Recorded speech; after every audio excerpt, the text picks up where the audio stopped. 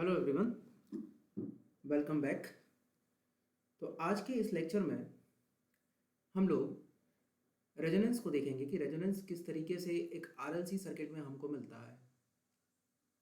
Generally ये resonance वाला part जो है इसको हम लोग दो लेक्चर्स में कवर करेंगे। पहले वाले लेक्चर में हम लोग सीरीज रेजोनेंस के बारे में बात करेंगे।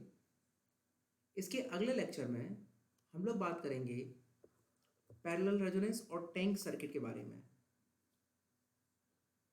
इससे पहले ही क्लास में हम लोग बहुत ही अच्छे तरीके से हम लोग आरएलसी सीरीज सर्किट और आरएलसी पैरेलल सर्किट को भी देख चुके हैं। हम लोगों ने ये भी देखा हुआ है कि किस तरीके से पावर फैक्टर निकाला जाता है, किस तरीके से कॉम्प्लेक्स पावर निकाली जाती है। उसी सीरीज को आगे बढ़ाते हुए आइए शुरू करते हैं resonance. Resonance occurs in any system that has a complex conjugate of conjugate pairs of poles। ऐसे किसी भी सिस्टम के अंदर रेजोनेंस अकर हो सकता है जिस सिस्टम के ट्रांसफर फंक्शन के पास में complex conjugate pair of poles present हो। ठीक, it is due to oscillations of stored energy from one form to another. मतलब जनरली इलेक्ट्रिकल सर्किट के बारे में बात करें तो इलेक्ट्रिकल एनर्जी और मैग्नेटिक एनर्जी के बीच में जो ऑसिलेशंस होता है, जो स्टोर्ड एनर्जी होती है, इंडक्टर के अंदर मैग्नेटिक एनर्जी स्टोर होती है और कैपेसिटर के अंदर इलेक्ट्रिकल एनर्जी स्टोर होती है, तो उनके ऑसिलेशंस की वजह से ही रेजोनेंस अकर होता है। ठीक है, तो अगर मैं इलेक्ट्रिकल सर्किट के बारे में बात करूं तो रेजोनेंस अकर हो सकता है जिनके पास में एटलीस्ट वन इंडक्टर हो, वन कैपेसिटर हो। अगर आरएलसी सर्किट के बारे में अगर हम बात कर रहे हैं तो resonance is a condition in which the capacitive and inductive reactances are equal in magnitude, therefore resulting in a purely resistive impedance. ये वाली बात मैं भी आपको समझाऊंगा कि अगर एक आरएलसी सर्किट है तो उसके अंदर का जो इंडक्टिव रिएक्टेंस है और जो कैपेसिटिव रिएक्टेंस है, अगर उनका मैग्नीट्यूड बराबर हो जाएगा तो वो कैंसिल आउट हो जाएगा। तो जो टोटल इंपेडेंस बचेगा वो रेजिस्टिव इन नेचर बचेगा। उसकी वजह से हमें एक मैक्सिमम और या फिर एक सीरीज सर्किट में या पैरेलल सर्किट में एक मिनिमम करंट हमको मिलेगी। उस कंडीशन को, उस सिचुएशन को हम बोलते हैं रेजोनेंस। रेजोनेंस का जनरली जो यूज होता है that is are useful in constructing filters as their transfer function can be highly frequency selective. ये फ्रिक्वेंसी सेलेक्टिव कैसे होंगे, क्या होगा, ये सब चीजें हम लोग अभी आगे की क्लास में देखने वाले हैं। ठीक है, चलिए, तो अगर मैं बात करूं रेजोनेंस के बारे में तो रेजोनेंस हम दो तरीके के अपने इलेक्ट्रिकल सर्किट्स में पढ़ते हैं। हम resonance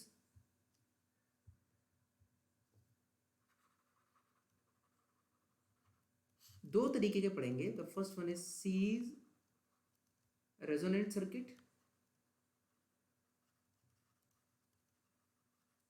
the second one is parallel resonant circuit. आज की क्लास में हम लोग देखेंगे सीरीज रेजोनेंट सर्किट को, सीरीज रेजोनेंस को देखेंगे। ठीक है, चलिए, तो सीरीज रेजोनेंस मिलेगा हमें एक आरएलसी सर्किट में। एक मैं आरएलसी सीरीज सर्किट ले लेता हूं। This is my R, this is my L,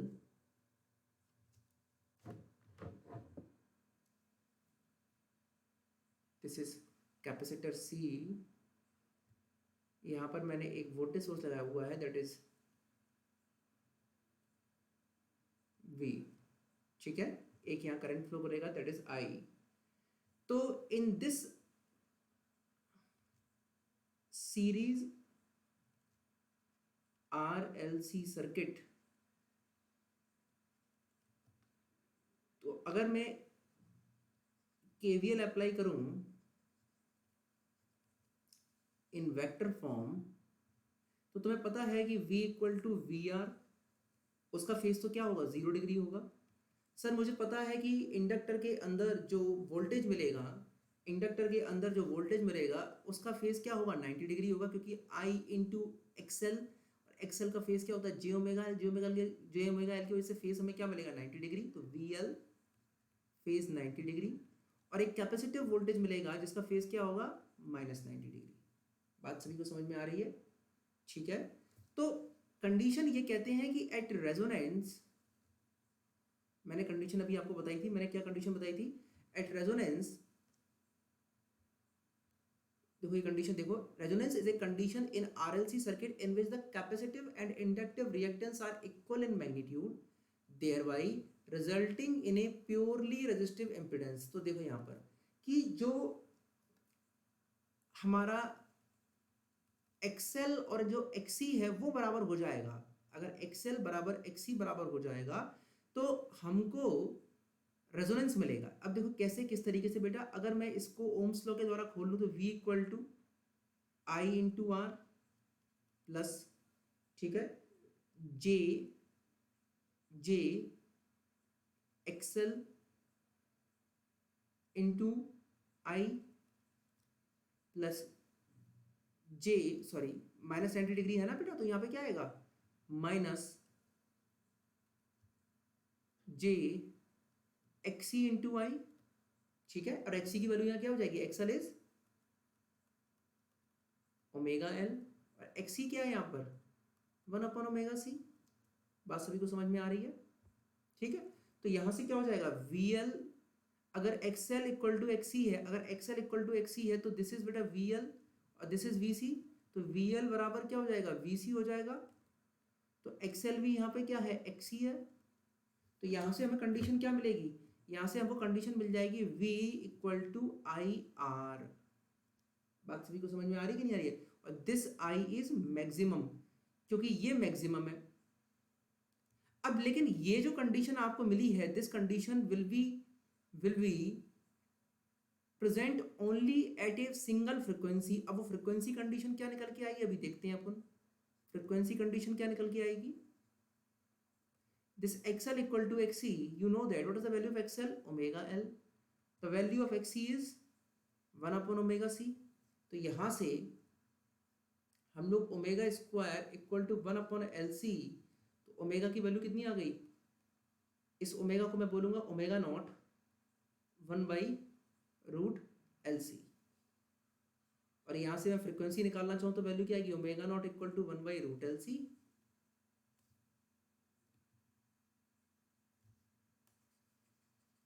omega naught equal to 1/√LC, और फ्रीक्वेंसी की टर्म्स में निकालना चाहो तो वैल्यू क्या आएगी, F naught equal to 1/2π√LC। This omega और F naught is called as resonant frequency. अब इस रेजोनेंट फ्रीक्वेंसी का मतलब क्या है मैं आपको समझाता हूं। This is called as resonant frequency, मतलब ये कि आपके इस सर्किट में ये एफ नॉट एक वो फ्रीक्वेंसी है जिस फ्रीक्वेंसी में XL बराबर XC होगा, VL बराबर VC होगा, जिससे कि आपका जो VL और VC कैंसिल आउट हो जाएंगे और आपके सर्किट के अंदर एक मैक्सिमम करंट मिलेगा, and that current is V/R। यहां मैक्सिमम करंट क्या मिलेगा, Imax इक्वल टू कितना मिलेगा, Imax इक्वल टू V/R। बेटा this thing is clear. Sir इसको मैक्सिमम करंट क्यों बोल रहे हैं, कि देखो तुम्हारा यहाँ पर टोटल इंपीडेंस क्या है, टोटल इंपीडेंस यहाँ पर क्या था सर्किट के अंदर, total impedance is Z equal to R plus J omega L minus JY omega C at omega equal to omega naught, ये ओमेगा एल और ये 1/ओमेगा C क्या हो रहा है, बराबर हो रहे, तो Z इक्वल टू कितना बचेगा R। तो ये क्या है Z मिनिमम। अगर मुझे मिनिमम इंपीडेंस मिलेगा तो मुझे करंट क्या मिलेगा, maximum, Imax equal to V/R। This thing is clear बेटा, दिस थिंग इज क्लियर। तो हम क्या कह सकते हैं, हम ये कह सकते हैं द सर्किट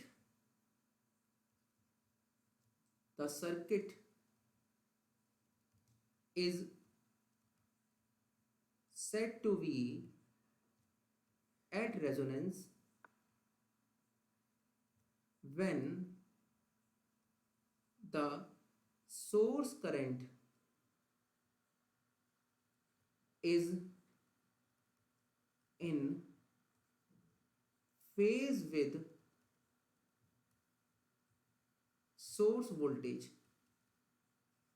सर अगर I max equal to V Y R है सर, तो आर का तो कोई फेज होता नहीं है, तो जो सोर्स वोल्टेज का फेज होगा वही मेरे करंट का फेज होगा। तो हम ये कह सकते हैं कोई भी सर्किट रेजोनेंस में तभी होता है जब सोर्स करंट और आपके करंट, जो सर्किट का जो करंट है उसका फेज क्या हो, सेम हो। तो यहां से मैं क्या कंक्लूजन निकाल सकता हूं? पहला conclusion, that is at resonance Z minimum equal to R, second I max equal to Vy Z minimum Vy R। अगर मैं रेजोनेंस पर पावर फैक्टर के बारे में बात करूं बेटा, at resonance power factor cos theta क्या होता है, P Y mod S. S, अब देखो ध्यान से, यहाँ पर एस की वैल्यू क्या थी बेटा एक आरएलसी सर्किट के लिए, P plus J Q C minus Q L. बात सभी को समझ में आ रही है? और what is Q C? Q C अगर आपका होगा बेटा, जनरली सोचो बेटा कि वोल्टेज जब इनका इम्पिडेंस सेम है, जब एक्सएल इक्वल टू एक्सी है और करंट सेम है, तो what is Q C? Q C is I R M S square into X C, and what is Q L? I R M S square into X L. और at resonance X C equal to X L, तो Q C बराबर भी क्या हो जाएगा, Q L हो जाएगा। तो एस की वैल्यू क्या रह जाएगी, सिर्फ पी रह जाएगी। तो पावर फैक्टर की वैल्यू क्या आ जाएगी, 1। तो ये चीज ध्यान रखनी है, at resonance unity power factor is present. This thing is बेटा क्लियर और नॉट? चलिए, तो ये चीज हमें एक सीरीज रेजोनेंस में ये चीज हमको समझ में आई कि सर एक तो यूनिटी पावर फैक्टर मिलता है, एक सीरीज रेजोनेंस में हमको इम्पिडेंस क्या मिलेगा, मिनिमम मिलेगा, करंट क्या मिलेगा, हमें मैक्सिमम मिलेगा। तो बेटा ये सारी चीजें आपको ध्यान रखनी है। आगे एक चीज आगे और देखते हैं हम, note.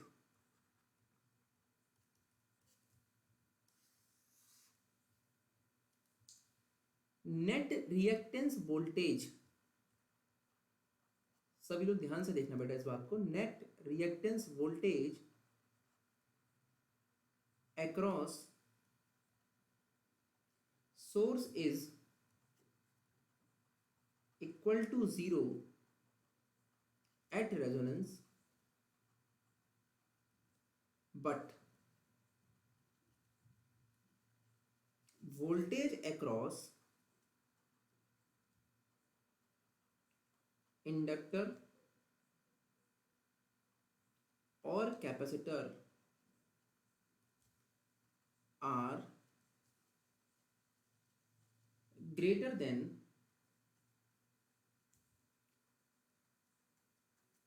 source voltage. This phenomena is called as voltage magnification. ये बात अभी समझाऊंगा मैं। This voltage is known as voltage, this phenomena is called as voltage magnification। देखो रेजोनेंस पे VL बराबर VC हो रहा था, तो नेट वोल्टेज क्या हो रहा था, नेट रिएक्टेंस वोल्टेज क्या हो रहा था, नेट हमें क्या मिल रहा था, सिर्फ हमें VR मिल रहा था, और जे VL माइनस VC ये वाला टर्म पूरा क्या हो रहा था, जीरो। तो मैं ये बोल रहा था that net reactance voltage across sources equal to zero at resonance. Resonance पे नेट रिएक्टेंस वोल्टेज क्या हो रहा है, जीरो हो रहा है। बट दिस VL और BC वैल्यू ये जीरो नहीं है, इनकी वैल्यू बराबर तो है, बट ये VL और BC की वैल्यू एक्चुअली सोर्स वोल्टेज से ज्यादा मिलती है at resonance. That phenomena is called as voltage magnification. ये कैसे ज्यादा मिलती है ये अभी हम लोग देखेंगे, आने वाला जो डेरिवेशन है उसमें हम लोग यही देखने वाले हैं। तो एक चीज आप देखने की कोशिश करो सबसे पहले कि टोटल इंपीडेंस क्या है, Z equal to R plus J omega L minus omega C। ये सभी को समझ में आ रहा है? अगर आपकी फ्रीक्वेंसी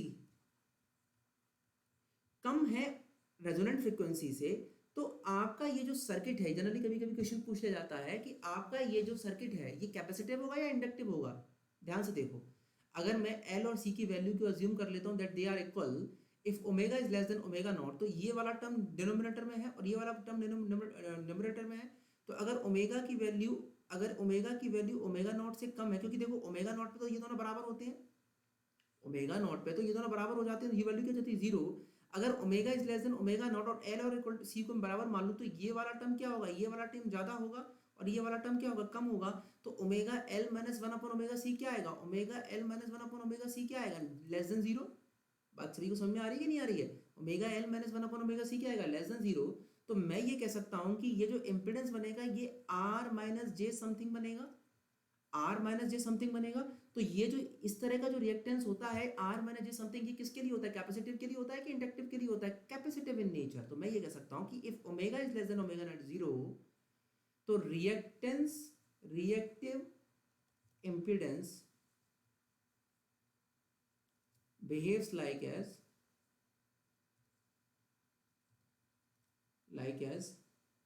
capacitive impedance। ठीक है, इसी तरीके से अगर ओमेगा की वैल्यू ग्रेटर देन है ओमेगा नॉट से, तो ये omega L minus one upon omega C की वैल्यू क्या होगी, ग्रेटर देन जीरो। तो इम्पिडेंस कैसा बनेगा, आर प्लस जे समथिंग बनेगा। बात समझ में आ रही है। तो मैं क्या कह सकता हूं कि reactive impedance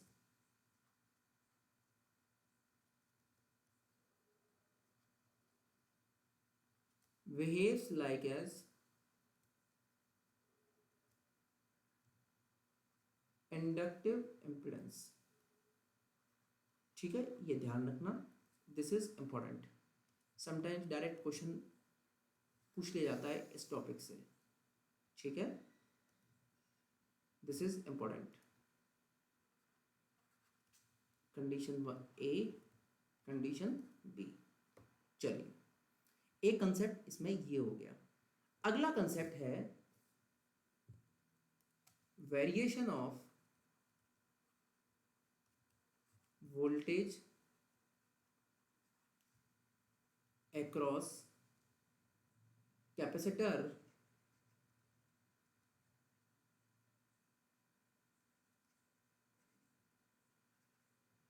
and inductor with respect to frequency। ये देखते हैं हम किस तरीके से होगा। ठीक है, कि सर वोल्टेज और कैपेसिटर का जो वोल्टेज है वो किस तरीके से इंपैक्ट करेगा, विद रिस्पेक्ट टू फ्रिक्वेंसी। ये चलिए देखते हैं। सबसे पहले ये बात समझने की कोशिश करिए, this is my RLC circuit, R L C, this is voltage source, this is V. ठीक, अब मुझे आप एक बात बताओ कि at F equal to zero hertz पे क्या होगा। मैं आप एफ मान लूँ या ओमेगा मान लेता हूँ मैं, जिससे थोड़ा क्लियर हो। Omega equal to zero hertz पे क्या होगा, जरा आप लोग सोच के बताओ मुझे। कि v को मैंने माना है vm साइन ओमेगा टी। अब देखो ध्यान से, what is X L, omega L, what is X C, one upon omega C. ठीक, at f equal to zero, at omega equal to zero hertz पर what is the value of vc, vc क्या होगा, ixc, what is the value of vl, ixl। तो अगर मैं omega equal to zero hertz रखूं तो XL की value क्या होगी, जीरो, एक्सी की वैल्यू क्या होगी, इन्फिनाइट। तो वीसी तो होगा इन्फिनाइट वोल्टेज और वीएल होगा जीरो। तो basically VC will be like behave like as open circuit and it is behave like as short circuit.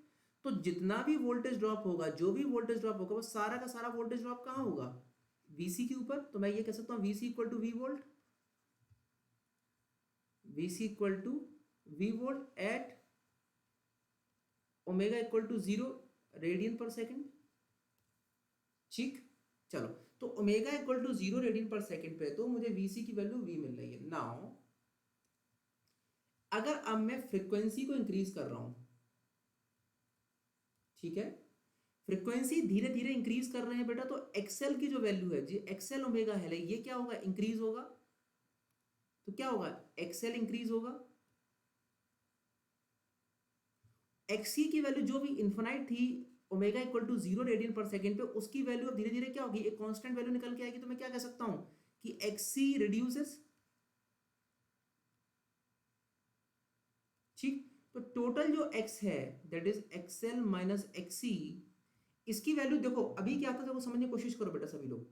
अभी वैल्यू क्या थी, माइनस इन्फिनाइट थी, मैग्नीट्यूड अभी एक्सएल माइनस एक्सी का कितना था, इन्फिनाइट। लेकिन अब एक्सएल की कुछ एक कांस्टेंट वैल्यू हुई, एक्सी की कुछ एक वैल्यू, तो ये क्या होगा, बहुत रिड्यूस हो जाएगी।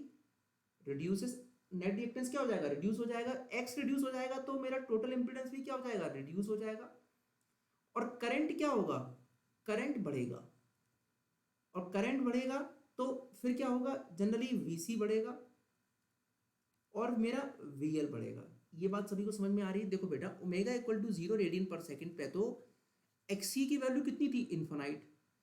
तो एक्स टोटल क्या था, इन्फिनाइट। जेड क्या था, इन्फिनाइट। तो कोई करंट फ्लो नहीं कर रहा था। आई की वैल्यू क्या थी इस कंडीशन पे, जीरो, क्योंकि ओपन सर्किट था। इस कंडीशन पे आई की वैल्यू क्या थी, जीरो। नाउ अगर अब मैंने फ्रिक्वेंसी को इंक्रीज किया तो ओमेगा एल इंक्रीज होगा। तो ओमेगा, ये ओमेगा एल इंक्रीज होगा तो एक्सएल इंक्रीज होगा। अब पहले एक्सी इन्फिनाइट था, माइनस इन्फिनाइट था, इन्फिनाइट मैग्नीट्यूड तो इन्फिनाइट था, लेकिन अब एक्सी की वैल्यू कुछ आपने फ्रीक्वेंसी की वैल्यू बढ़ा दी, कांस्टेंट वैल्यू आएगी, तो एक्सी क्या होगा, रिड्यूस होगा। तो एक्सएल माइनस एक्सी भी क्या होगा, रिड्यूस होगा। टोटल जेड भी क्या होगा, रिड्यूस होगा। जब नेट रिएक्टेंस और करंट क्या होता है, I equal to V by Z. अगर जेड रिड्यूस हो रहा है तो आई की वैल्यू क्या होगी, इंक्रीज। तो वी सी इंक्रीज होगा, वी एल इंक्रीज होगा। बात सभी को समझ में आ रही है कि नहीं आ रही बेटा। चलो, तो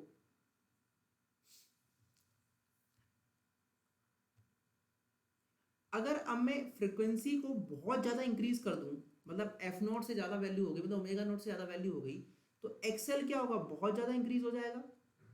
एक्सएल बहुत ज़्यादा इंक्रीज हो जाएगा तो एक्सी की वैल्यू क्या हो जाएगी, बहुत ज़्यादा कम हो जाएगी। अब जेड है जो R plus J XL minus XC, मतलब अब एक्सएल की वैल्यू बहुत ज़्यादा हो गई है। आर तो कांस्टेंट है, एक्सी की वैल्यू बहुत कम है, तो दोनों का डिफरेंस भी क्या होगा, बढ़ जाएगा। तो जेड की वैल्यू क्या हो जाएगी, बहुत ज़्यादा हो जाएगी। जेड बहुत ज़्यादा हो जाएगा तो करंट क्या हो जाएगा, बहुत रिड्यूस हो जाएगा।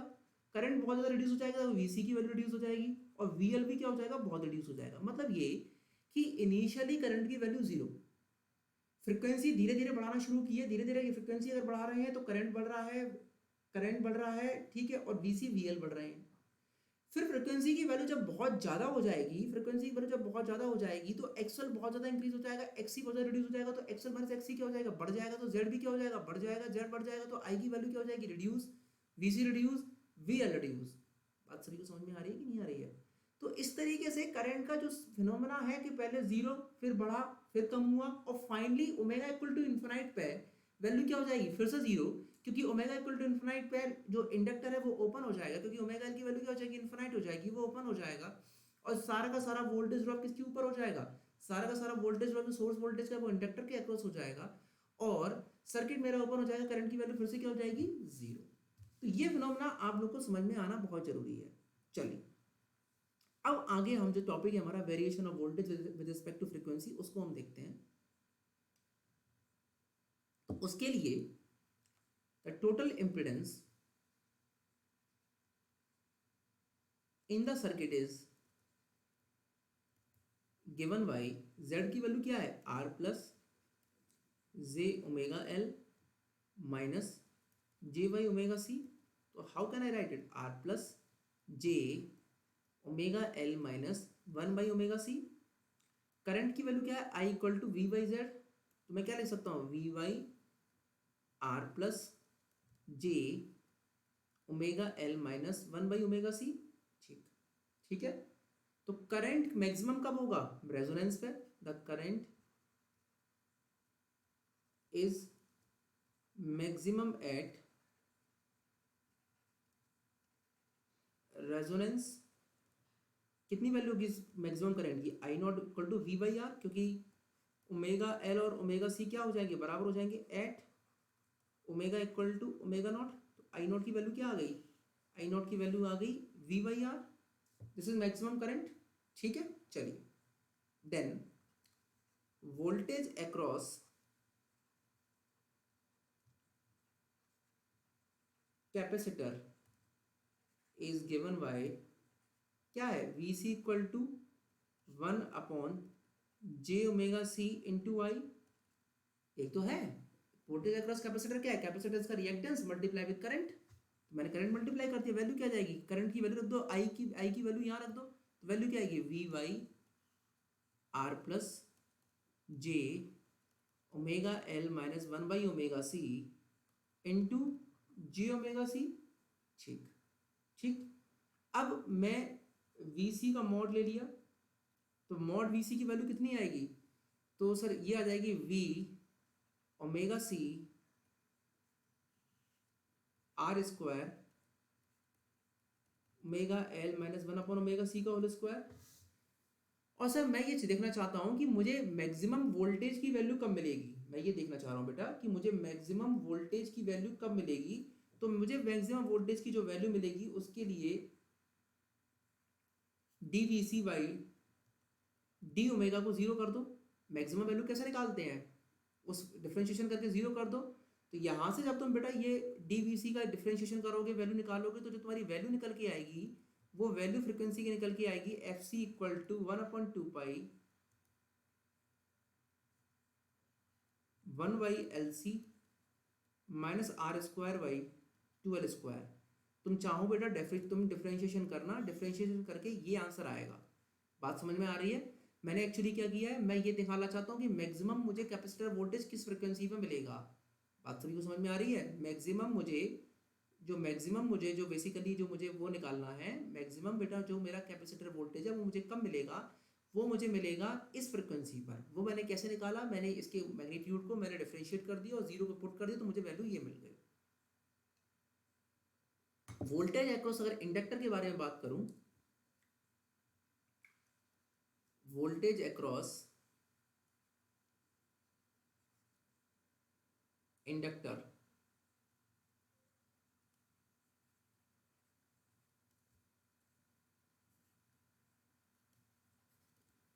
तो VL मिलेगा आपको I into j⍵L।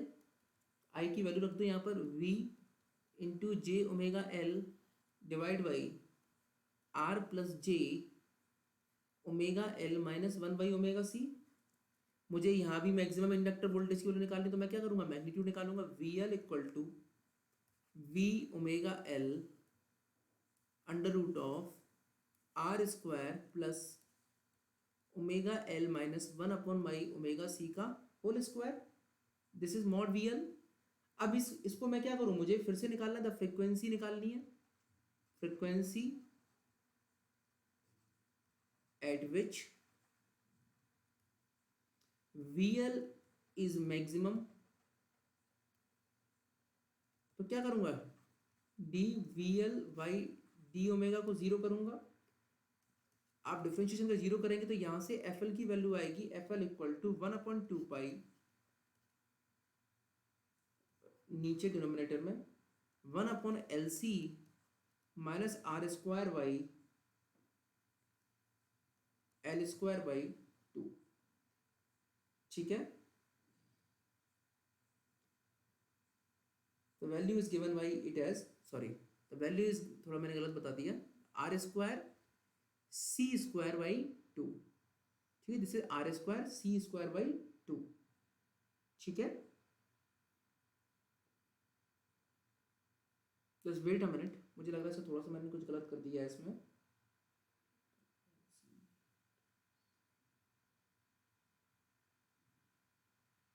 One upon two pi 1LC, if I count it as LC 1 minus R square। ठीक है, ठीक है, तो this is the value of FL। आप बाकी को एक बार चेक करिएगा, हो सकता है शायद थोड़ा सा इसमें मुझे कुछ गलती भी लग रही है, तो मैं एक बार देख लूंगा इसको। ठीक है, तो the value should be come out as 1/2/LC। Just wait a minute, मैं थोड़ा सा होल्ड कर रहा हूँ 1 मिनट इस रिजल्ट को चेक करने के लिए। हाँ, just wait a minute. Yes, तो इसका फॉर्मूला मैंने थोड़ा वेरीफाई कर लिया है। फॉर्मूला इसका जो एफ एल का आता है, बाकी आप लोग डेरिवेशन करके तो आप लोग निकाल ही लेंगे। The F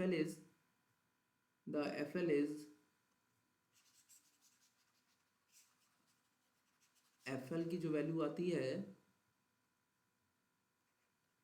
that is 1/2 pi root L C 1/1 minus R square C/12। ठीक है, this is the value of F L. तो ये चीज़ ध्यान रखिएगा कि ये जो डेरिवेशन एक्चुअली मैंने जो बताया है, this is not so important for GATE exam, it is actually useful for ES conventional exam. ES conventional exam में कभी कभी इस तरह के क्वेश्चन पूछ लिया जाता है। ठीक है, तो आपको ये वोल्टेज, मैक्सिमम वोल्टेज किस फ्रिक्वेंसी में मिलेगा, मैक्सिमम वोल्टेज आपको कैपेसिटर वोल्टेज किस फ्रिक्वेंसी में मिलेगा, ये आपको पता होना चाहिए। ठीक है, तो आपको ये बात समझ में आ रही होगी कि सर दिस एफ सी की जो वैल्यू है, ये जो एफ सी है, this F C should be less than F naught. ये बात सभी को समझ में आ रही है कि ये जो एफ सी की जो वैल्यू है एफ नॉट छोटी होनी चाहिए। क्यों सर? दिस इज 1/, जो एल सी है बेसिकली ये क्या होता है, ओमेगा स्क्वायर होता है। बात समझ में आ रहा है? दिस 1/LC क्या होता है, ओमेगा स्क्वायर आता है। तो बेसिकली ये ओमेगा स्क्वायर है, उससे कम वैल्यू होगी, तो बेसिकली जो एफ सी होगा वो क्या होगा, एफ नॉट से कम होगा। और ये वाली जो वैल्यू है, ये वाली आप वैल्यू जो निकालेंगे F L, that should be greater than F not. तो हम ये कह सकते हैं कि कैपेसिटिव का जो मैक्सिमम वोल्टेज है वो हमें पहले मिलेगा, और जो इंडक्टर का मैक्सिमम वोल्टेज है वो हमें बाद में मिलेगा। तो जो ग्राफ बनता है वो कुछ इस तरह ग्राफ बनता है, जो आपको एक बार याद रखना है। दिखा देता हूँ आपको किस तरह ग्राफ बनेगा। कुछ इस तरीके का ग्राफ बनता है इसका।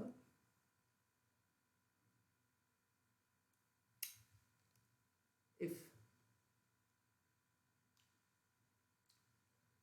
दिस इज माई VC और दिस इज माई VL, तो दिस फ्रिक्वेंसी मैक्सिमम, और ये VC कहाँ से शुरू हो रहा है आपका, V से शुरू हो रहा है, सोर्स वोल्टेज से शुरू हो रहा है। ठीक है, और ये कहाँ खत्म हो रहा है जाके, ये खत्म हो रहा है जाके आपके V पे। अभी समझाऊंगा किस तरीके से। तो this frequency is known as FC, this frequency is known as FL, जहाँ पे इनका इंटरसेक्शन है, जहाँ पे VL बराबर VC हो रहा है, बिकॉज दिस इज VL ना, और दिस इज VC, दोनों का इंटरसेक्शन जहाँ हो रहा है, तो मतलब वहाँ पर क्या है, VL बराबर VC। ये VL बराबर VC किस फ्रिक्वेंसी पे होता है, F नॉट पे। ठीक है, तो ये चीज़ आपको ध्यान रखना है। सर अगर फ्रिक्वेंसी की वैल्यू 0 है तो कैपेसिटिव ओपन हो जाएगा, कैपेसिटिव ओपन हो जाएगा तो जो भी सोर्स वोल्टेज होगा वो सारा का सारा ड्रॉप आके कहाँ होगा, हमारे सोर्स वोल्टेज पे होगा। इसीलिए एट ओमेगा, ये जो फ्रिक्वेंसी वाला ग्राफ है, अगर एफ की वैल्यू 0 है तो VC की वैल्यू किसके बराबर हो जाएगी, सोर्स वोल्टेज के बराबर हो जाएगी। अगर फ्रिक्वेंसी की वैल्यू इन्फिनाइट हो जाएगी सर, तो एक्सल जो इंडक्टर है सर वो क्या हो जाएगा, ओपन हो जाएगा, और सारा का सारा सोर्स वोल्टेज कहाँ मिलेगा, हमें इंडक्टर के अक्रॉस मिलेगा। That's why this inductor voltage will appear to be ended at V voltage. बात सभी को समझ में आ रही है कि नहीं आ रही है? तो इस तरीके से वैल्यू निकाली जाती है। और मैं आपको ये चीज़ बताना चाहता हूँ कि VC के एक्सप्रेशन में, this is better, this is VL expression, और यहाँ पे ऊपर एक आपका VC का एक्सप्रेशन भी दिया हुआ है। VC का एक्सप्रेशन कहाँ है, दिस इज VC एक्सप्रेशन। इस VC और VL के एक्सप्रेशन में आप ओमेगा FC और FL की वैल्यू रखना, और आप ये देखेंगे कि इनमें जो V की वैल्यू, VL और VC की वैल्यू मिलेगी, वो वैल्यू एक्चुअली सोर्स वोल्टेज से ज़्यादा मिलेगी। बट वो एक्सप्रेशन बहुत बड़ा बनेगा, और वो आपके एग्जाम के रिक्वायरमेंट से, मतलब रिक्वायरमेंट से इतना इंपॉर्टेंट भी नहीं है। तो जनरली आपको वो याद रखने की जरूरत नहीं है, इतना आपके लिए मोर देन सफिशिएंट है। ठीक है, so this is the topic of variation of voltage with respect to the frequency. ये ग्राफ थोड़ा याद रखना, और ये चीज़ याद रखना कि सीरीज रेजोनेंस में मैक्सिमम वोल्टेज अक्रॉस कैपेसिटर आपके रेजोनेंट फ्रिक्वेंसी से पहले मिलता है, और आपका जो इंडक्टर है सीरीज रेजोनेंस में, उसका मैक्सिमम वोल्टेज आपको उसके बाद मिलता है, किसके, रेजोनेंट फ्रिक्वेंसी के बाद मिलता है।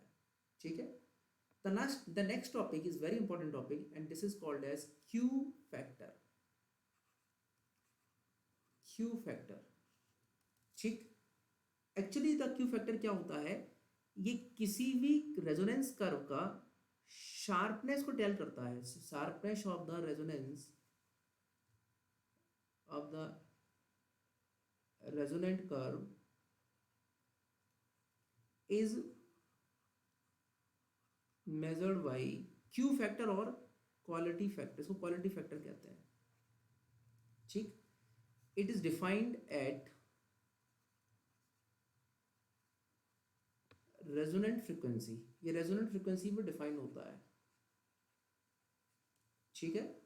Now what is quality factor? Quality factor is ratio of 2 pi times the ratio of maximum energy stored in the circuit to power dissipation per cycle, power dissipation per cycle, ठीक है। This thing is clear for everyone. जो quality factor होता है basically is 2 pi times 2 pi multiply with the ratio of maximum energy stored in the circuit divide by power dissipation per cycle, ठीक है। अब ये देखते हैं क्या है। अगर मैं आरएलसी सीरीज सर्किट के बारे में बात करूं, this is R, this is L, this is C and this is voltage source V, तो मैक्सिमम एनर्जी स्टोर्ड कितनी होगी जरा तुम मुझे बताओ। स्टोर्ड एनर्जी कितनी होगी? सर स्टोर्ड एनर्जी तो दो में ही होगी, एक तो इंडक्टर में होगी, कैपेसिटर में होगी, रजिस्टर तो एनर्जी स्टोर कराता नहीं है। तो स्टोर्ड एनर्जी कितनी है? Half L I square plus half C V square V C square, this is, ठीक है। ये बात सभी को समझ में आ रही है? सर कैपेसिटर के अक्रॉस होगी, यहाँ पे इलेक्ट्रिकल एनर्जी स्टोर होगी और यहाँ पर क्या होगी? यहाँ पे मैग्नेटिक एनर्जी स्टोर होगी, दिस इज स्टोर्ड एनर्जी। अब तुम मुझे बताओ, अगर मैं आई ऑफ टी को मान लिया for example I am sine omega T है, सर्किट के अंदर आई ऑफ टी क्या है? I M sine omega T है, तो आई टी तो सेम रहेगा। अगर वीसीटी निकालना चाहो तो वीसीटी क्या होता है? See what is capacitor, what is the voltage across capacitor? 1/c I into D T. यहाँ से क्या होगा? 1/c, इंटीग्रेशन इसका करोगे बेटा कितना आएगा? Minus I M cos omega T by omega C, this is V T. Value यहाँ रखो स्टोर्ड एनर्जी के फॉर्मूले में।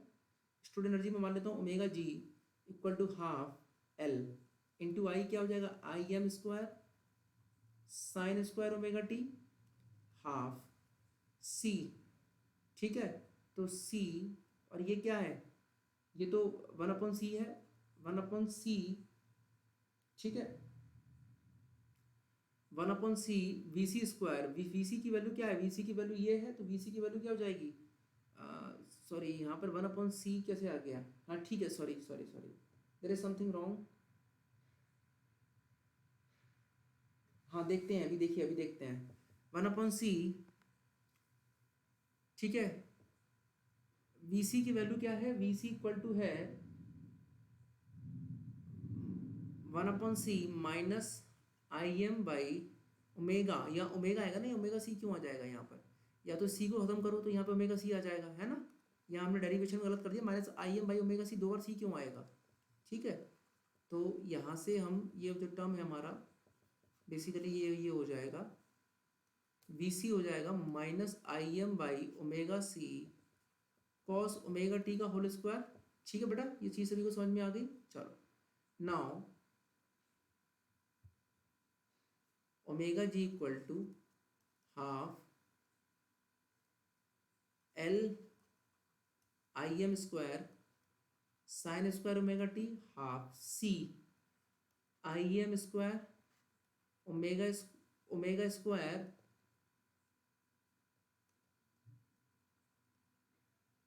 सी square cos square omega T. ठीक है, अब तुमको पता है जो क्वालिटी फैक्टर जनरली हम निकालते हैं वो कहाँ निकालते हैं? एट रेजोनेंस निकालते हैं।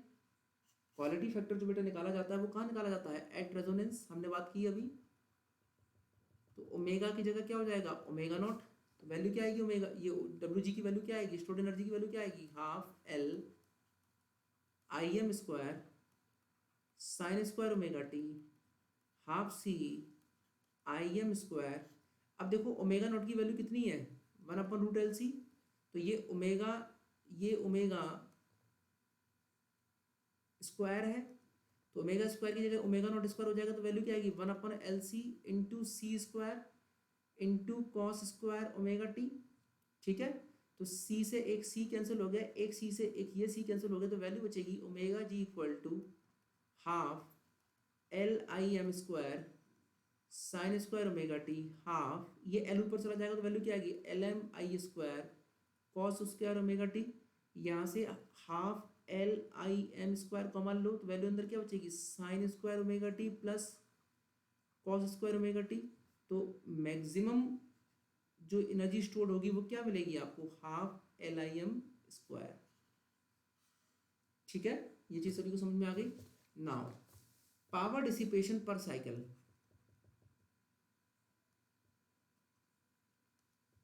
पावर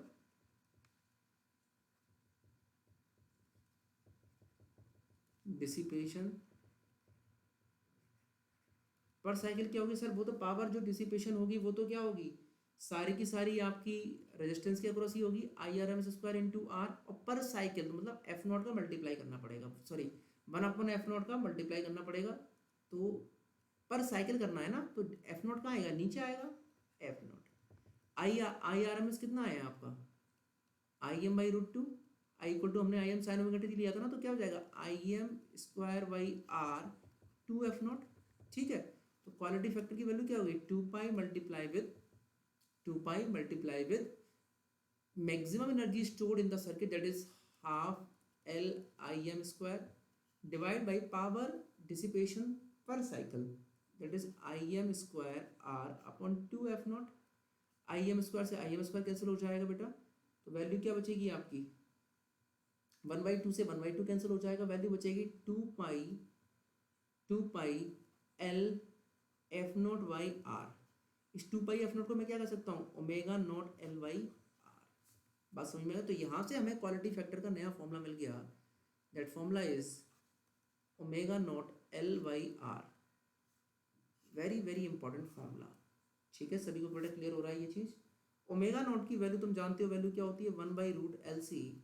ओमेगा नॉट की वैल्यू रखोगे तो तुम्हें पावर क्वालिटी फैक्टर का तुम्हें एक नया फॉर्मूला मिलेगा 1/R√L/C। एक फॉर्मूला तुमको क्वालिटी फैक्टर का ये मिल जाएगा। ठीक है, चलो और भी कुछ फॉर्मूले क्वालिटी फैक्टर के हो सकते हैं वो हम देख लेते हैं। क्वालिटी फैक्टर की वैल्यू है ओमेगा नॉट L/R, आई से मल्टीप्लाई नीचे करो, आई से मल्टीप्लाई ऊपर करो, तो आई ओमेगा नॉट इंटू एल क्या होता है XL, sorry sorry sorry sorry sorry sorry sorry, तो वैल्यू क्या होगी ये वैल्यू हो जाएगी आई एक्सएल और ये हो गया आई आर, तो हम ये कह सकते हैं कि वी एल बराबर वी। ठीक है, अब लेकिन तुम ये जानते हो कि सर एट रेजोनेंस में वी एल और वी सी की वैल्यू तो बराबर होती है, तो मैं क्या कर सकता हूँ वी एल और वी सी में से कुछ भी divide by V is quality factor. एक वोल्टेज के फॉर्म में रिलेशन आ गया क्वालिटी फैक्टर का। ठीक है, एक और क्वालिटी फैक्टर रिलेशन आ सकता है कि देखा आपने कि वी एल बराबर वी है, इंटू आई कर दो, इंटू आई कर दो, तो वैल्यू क्या हो जाएगी this is I into V L, क्या हो जाएगा क्यू एल में reactance power divide by P, एक रिलेशन ये आ जाएगा। ठीक है, तो what is this relation is reactive power divide by total power. कई सारे पावर क्वालिटी फैक्टर के रिलेशनशिप आ सकते हैं, बट आप जो इसका इम्पिडेंस के रिएक्टेंस के फॉर्म में ये वाला आप याद रखिए, ये सबसे कॉमन है। ठीक है, ओमेगा नॉट L/R। इसी की तरह से तो हम ये कह सकते हैं कि XL/R है ये, तो सर हमें पता है रेजोनेंस XL बराबर XC क्या होता है बराबर होता है, तो क्या रिलेशन इसका ये भी तो हो सकता है XC की वैल्यू रखेंगे तो वैल्यू क्या आएगी 1/ओमेगा नॉट C इंटू आर, ये भी क्वालिटी फैक्टर का रिलेशन हो सकता है। तो ये सारे क्वालिटी फैक्टर के रिलेशनशिप हैं, ये आप सभी लोगों को याद रखना है। ठीक है, चलिए, तो इस तरीके से हम लोग क्वालिटी फैक्टर निकाल सकते हैं। The last topic which is remaining in the quality factor is that is bandwidth. Sorry, इस सीरीज रेजोनेंस में जो लास्ट टॉपिक रह गया है, जो वो टॉपिक जो रह गया है that is known as bandwidth.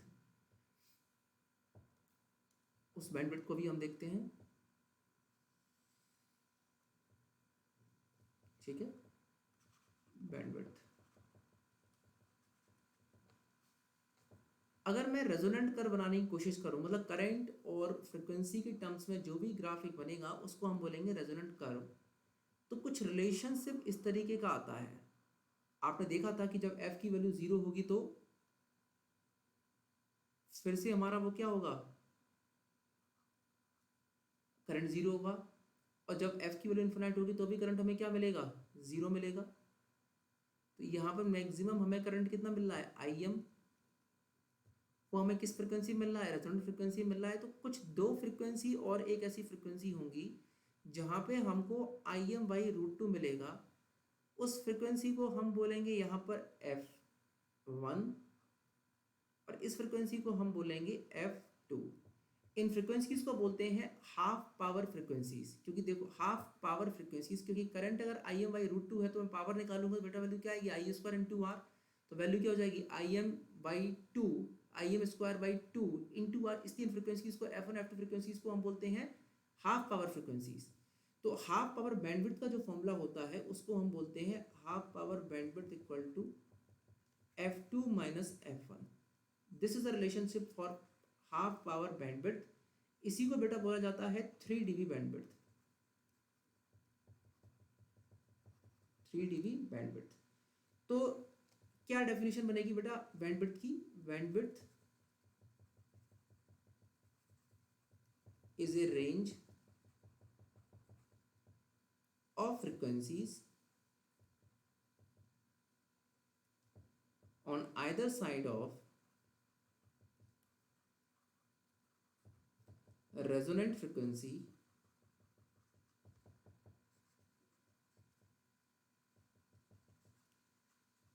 where the current falls from maximum value to 70%। Im/√2 करोगे जैसे 70.7 आता है ना, Im/√2 70%, 70.7, 0.707 आता है तो 70.7% हो जाएगा, 70% ऑफ मैक्सिमम वैल्यू। मतलब ये सारी रेंजेस जहां पर करंट अपने 70.7% से ज़्यादा हो, उन सारी रेंजेस ऑफ फ्रिक्वेंसीज को हम कहते हैं बैंडविड्थ, और ज़्यादा क्लियर नाम है इसका हाफ पावर बैंडविड्थ। तो हम ये कह सकते हैं कि एट f0 करंट क्या है, Im, f1, I2 पे करंट क्या है, Im/√2। बात सभी को समझ में आ रही है, ये चीज़ सभी को समझ में आ रही है। चलो, तो z की वैल्यू होती है, तो sorry just wait a minute. तो मुझे पता है कि Im की वैल्यू होती है v/z, ठीक है। Im की वैल्यू क्या होती है, v/z एक्चुअली होता ही है, और z की वैल्यू रेजोनेंस में कितनी होती है, r। तो अगर यहाँ पे Im/√2 है तो इससे अगर रिलेशनशिप कंपेयर करूंगा तो f1 f2 पे मेरा जो इंपेडेंस क्या आएगा वो कितना आएगा, √2r। ये सभी को समझ में आ रहा है, मेरा जो इंपेडेंस आएगा वो कितना आएगा, √2r। तो पावर फैक्टर की वैल्यू क्या होगी इस पॉइंट पर, पावर फैक्टर की जो वैल्यू आएगी दैट इज 1/√2, क्योंकि पावर फैक्टर क्या होता है, r/z करेंगे तो वैल्यू कितनी आ जाएगी, 1/√2। ठीक है, ये बात सभी को क्लियर है। और आगे अगर मैं बात करूं एट f1 की बारे में बात करूं तो मुझे पता फ्रीक्वेंसी z की वैल्यू कितनी मिल रही है, z की वैल्यू कितनी मिल रही है, √2r मिल रहा है। ठीक है, तो अब तुम मुझे बताओ, अभी हमने थोड़ी देर पहले हमने बात भी की थी कि अगर फ्रीक्वेंसी, देखो कहाँ बात की थी, मैं आपको दिखाता हूँ, एक मिनट सभी लोग देखो ध्यान से। अगर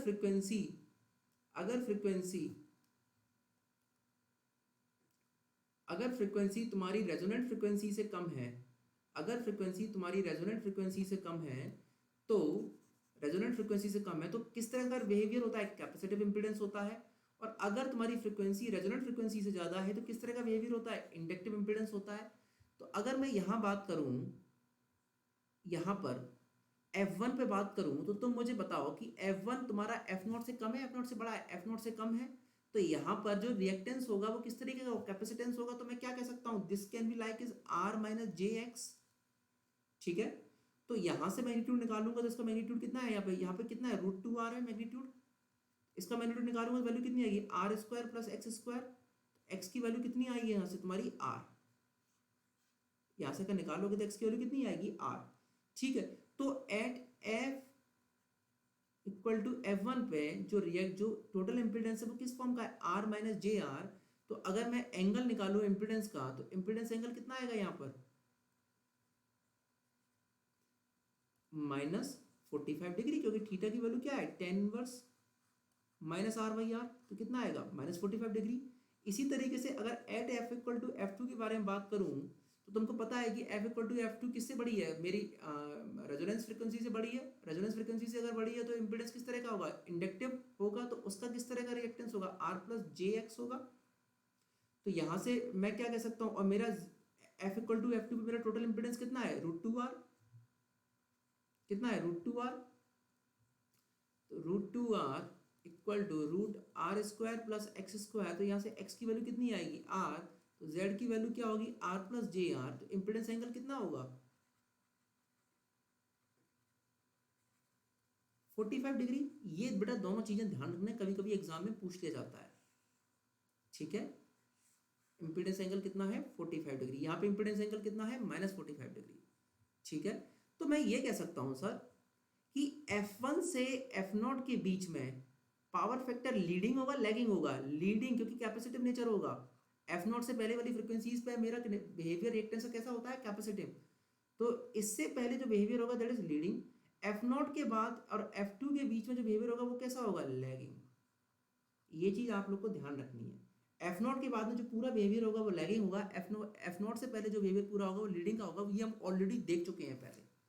ठीक है, चलो, तो ये चीज हमको इम्पीडेंस एंगल ध्यान रखना, 45 डिग्री 45 डिग्री। लेकिन पावर फैक्टर कितना है, पावर फैक्टर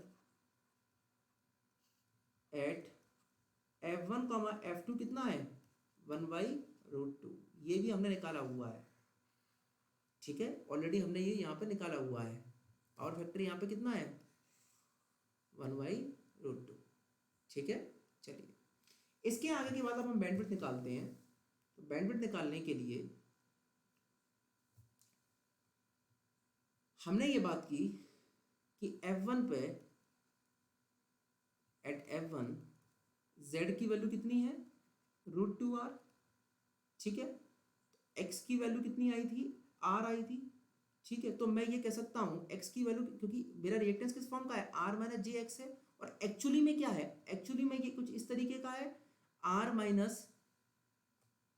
समझ में अभी आप लोग को आ रहा है कि नहीं आ रहा है, देखो समझ में नहीं आया होगा, मैं भी फिर समझाता हूँ आपको, वेट करो,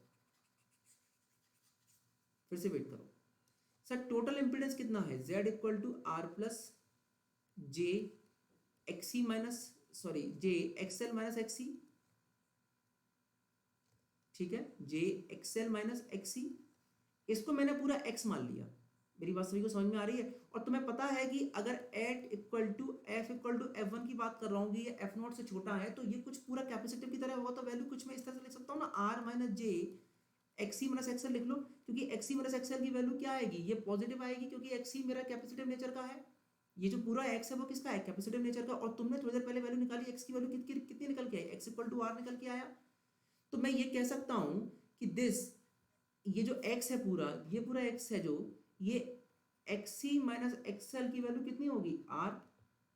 यहां से मैं वैल्यू क्या निकाल सकता हूँ, 1/ω1c -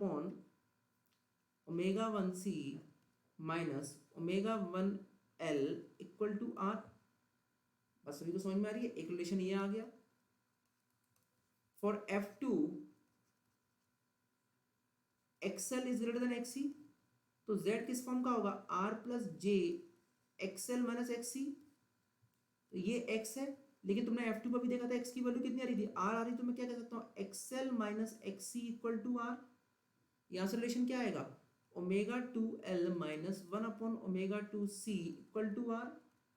दिस इज सेकंड। इन दोनों को बराबर कर दो, इक्वेटिंग 1 and 2, equating 1 and 2,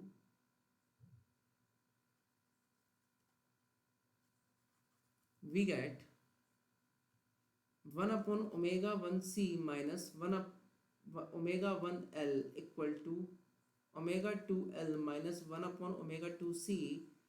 ठीक है, तो ये omega two L plus omega one L one upon omega one C plus one upon omega two C, इनको बराबर करोगे बेटा तो वैल्यू आएगी एल कॉमन ले लो यहाँ पर, omega one plus omega two, यहाँ से लोगे तो omega one omega two C, तो यहाँ से वैल्यू आ जाएगा omega one plus omega two. यहाँ से कुछ, यहाँ से आप लोग क्या करोगे, ओमेगा वन प्लस टू को आप कैंसिल आउट कर दोगे, तो omega two equal to value आएगी वन अपॉन एल सी, और वन अपॉन एल सी क्या होता है, you know that omega square. तो यहाँ से वैल्यू रिलेशन आपके पास में आ जाएगा omega equal to root omega one omega two. This is very very important relationship. ठीक है, कि सर मेरा जो रेजोनेंट फ्रिक्वेंसी है it is the square root of omega one omega two, और omega one omega two frequency क्या है, half power जो फ्रिक्वेंसीज है वो। तो मैं ये भी बोल सकता हूँ, इससे मैं ये भी बोल सकता हूँ कि F naught equal to under root of F one F two, this wait a minute, F naught F one F to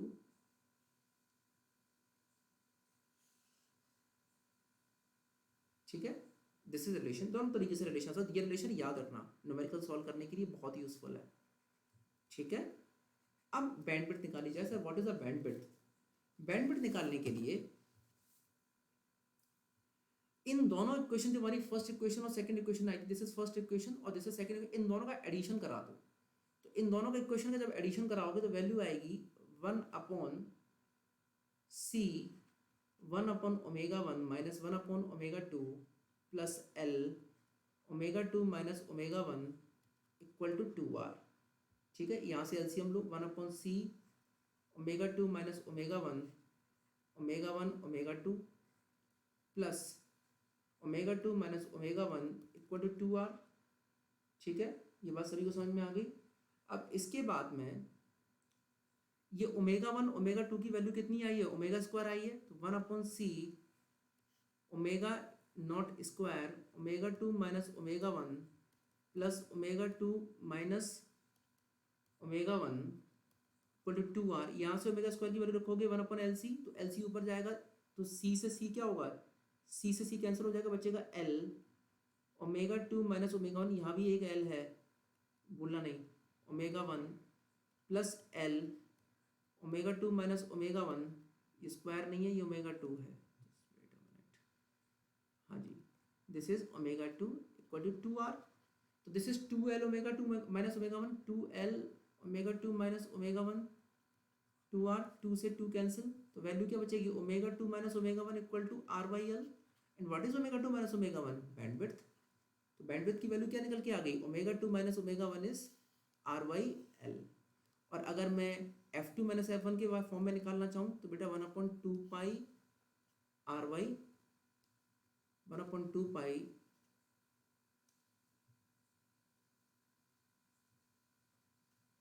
are by L. ठीक है, दिस इज बैंडविड्थ, ये एक्सप्रेशन याद रखना, दिस इज बैंडविड्थ। ठीक है, चलिए इन्हीं equation को सॉल्व करेंगे तो हम ओमेगा वन ओमेगा टू के भी एक्सप्रेशन बता देता हूँ। क्या ओमेगा वन ओमेगा टू के एक्सप्रेशन आएगा, ओमेगा वन आएगा बेटा minus R Y two L plus R Y two L का whole square plus one by L C, और ओमेगा टू का जो रिलेशनशिप आएगा that is R Y two L plus R Y two L का whole square, R Y two L का whole square plus one by L C. तो याद रखना relation बेटा इजी है, सेम उसी तरीके का रिलेशन है, आपको स्क्वायर रूट वाला सेम है और minus R Y two L plus R Y two L का वैल्यू समझ में आपको आ रही होगी। ठीक है, सभी को बेटा ये चीज़ समझ में आ गया। तो this is the relationship for bandwidth. अगर मैं क्वालिटी बैंडविड्थ के बारे में बात करूं, क्वालिटी फैक्टर और बैंडविड्थ के रिलेशनशिप के बारे में बात करूं, क्वालिटी फैक्टर क्या रिलेशन था बेटा, omega L by are.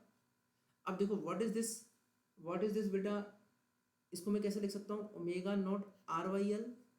And what is this R by L is bandwidth, तो वैल्यू क्या आएगी ओमेगा नॉट बाई बैंडविड्थ।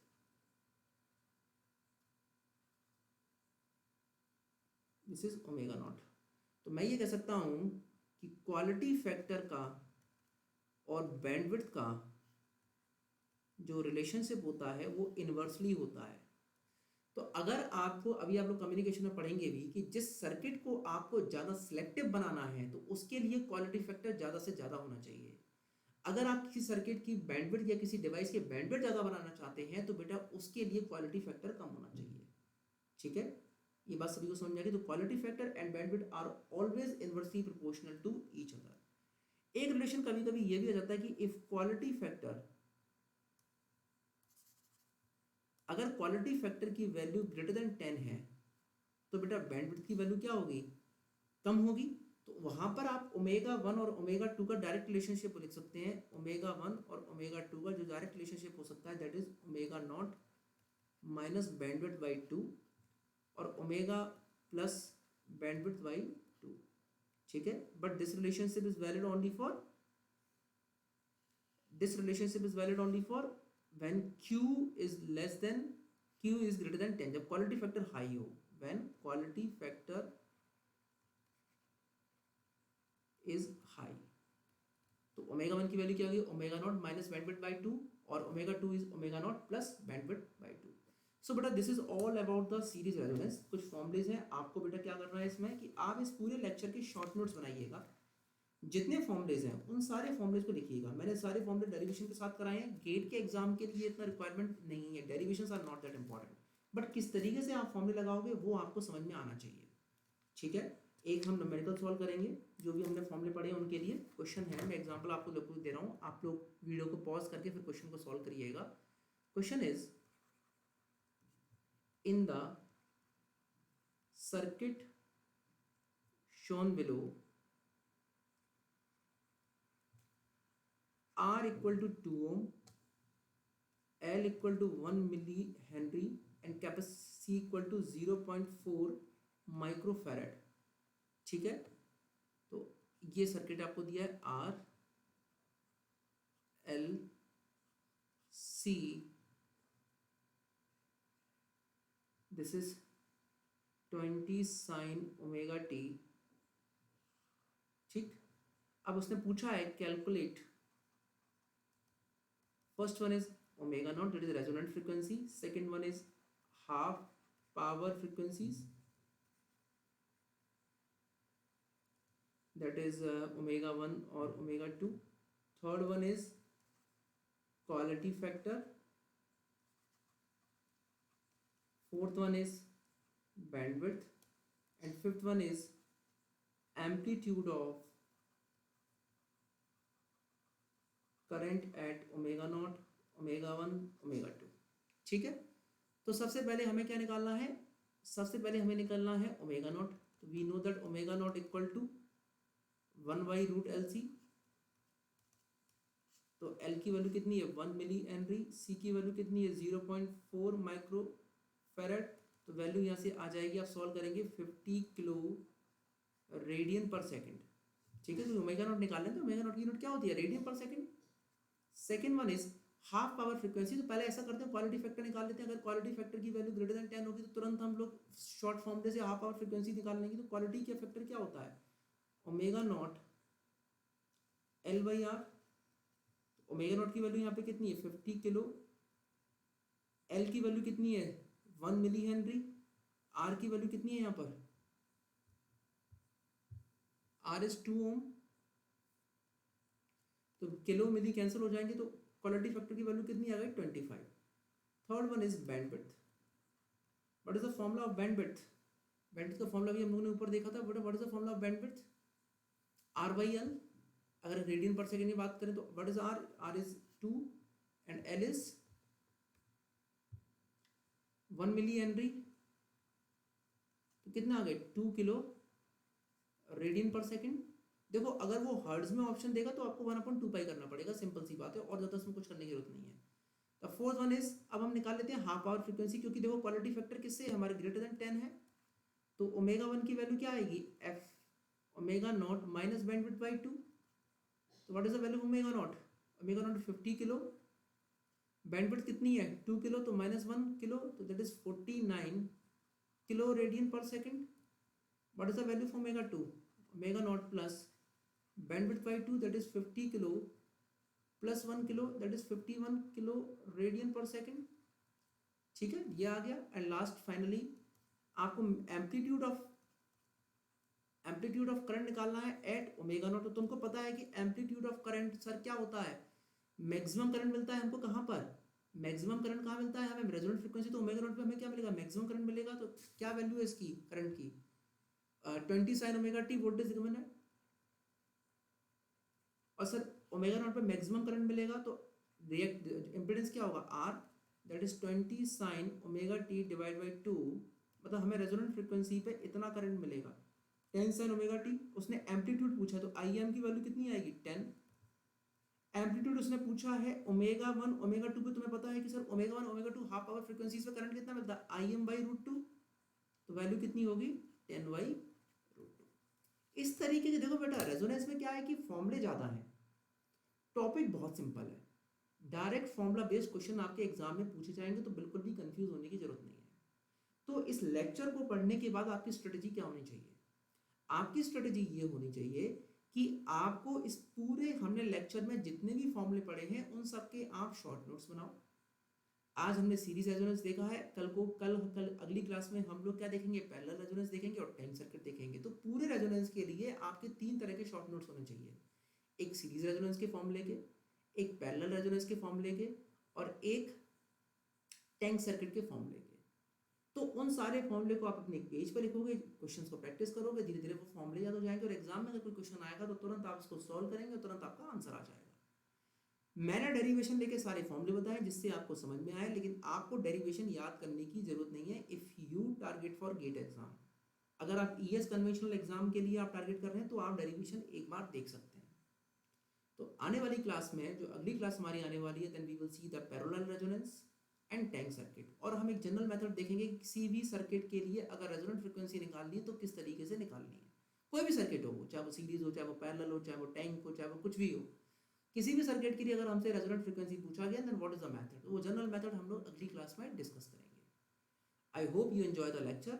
आप सभी मेरे नेटवर्क सीरीज के लेक्चर्स को फॉलो करिए और मेरे यूट्यूब चैनल को आप लोग फॉलो कीजिए, सब्सक्राइब कीजिए, और इंस्टाग्राम चैनल को भी फॉलो करिए और अपने फ्रेंड्स को शेयर कराइए.